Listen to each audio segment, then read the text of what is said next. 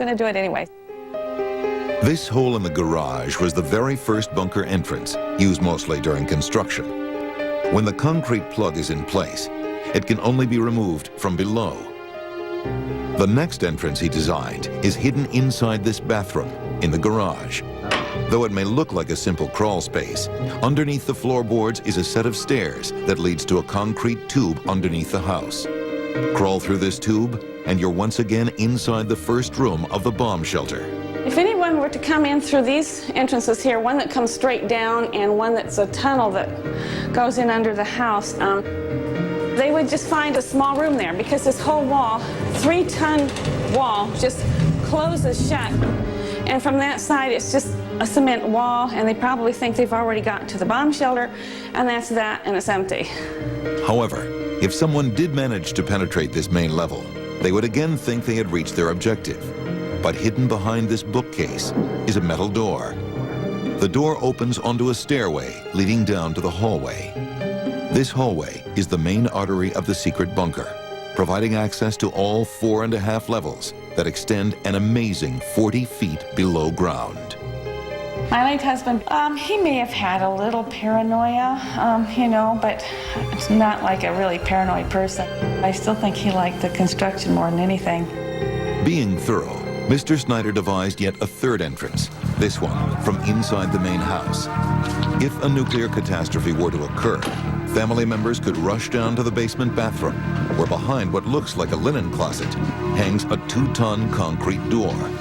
This door opens into a pantry, but one of the pantry shelves slides to one side, revealing a hidden stairway that leads to the main hallway and safety.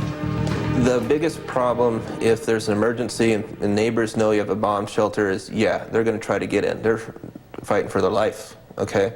But if they all get in, guess what? There's not enough food, there's not enough resources to protect them. So the whole bomb shelter is designed to keep people out. Nobody can get in here.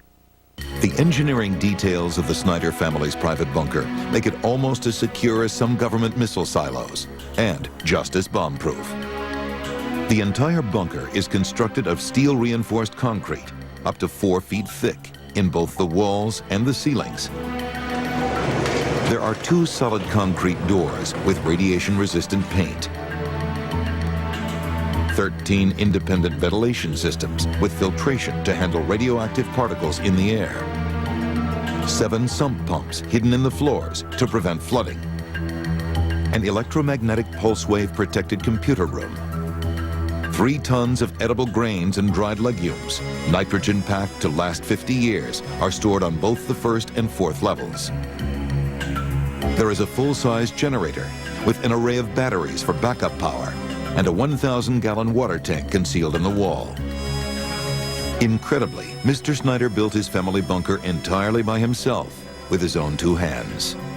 And boy, he had big, strong arms after 14 years of digging with that shovel. Everything would come out in 5-gallon pails that he'd pull up with a hoist, and 1 bucket at a time, the entire project.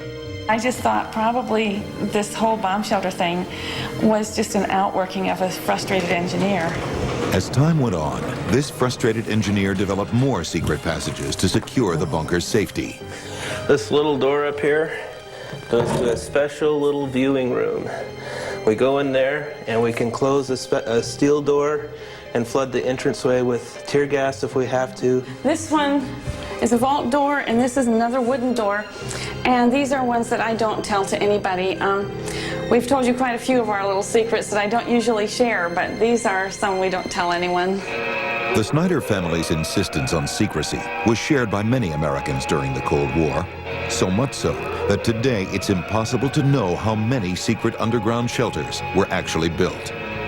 Because it didn't have to be reported to any government agency, and because if one person had a shelter on the block, and they might not want the entire block to show up on their doorstep if a bomb did rain down, people didn't talk about it as much as we might expect that they did.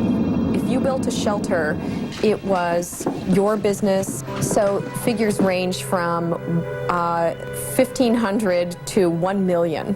That's the range we're talking about.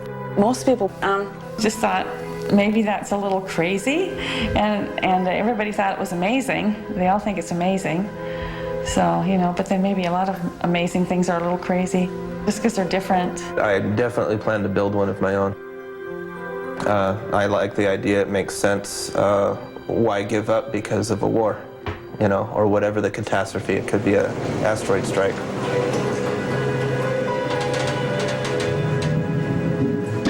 Next, government officials around the globe hide from nuclear bombs and from their own citizens.